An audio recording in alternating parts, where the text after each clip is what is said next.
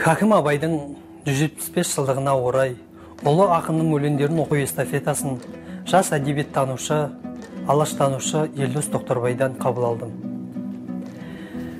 Өлсе өлер табиғат, адам өлмес.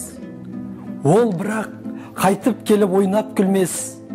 Менімен менікінің айрылғанын өлді деп ат қойыпты, өңкей білмес.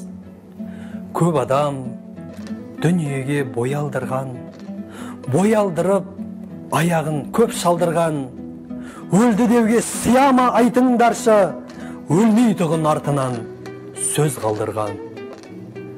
Кім жүрер тіршілікте көңіл бөлмей, бақи қоймас фәнидің мінін көрмей. Міні қайда екенін айта алмассың, терен ойдың телміріп сонын ермей. Дүниеге дос, ақиретке бірдей болмас. Екеуі тап бірдей боп орны қалмас. Дүниеге ынтық, мәшғарға амалсыздың иманын түгел деуге аузым бармас.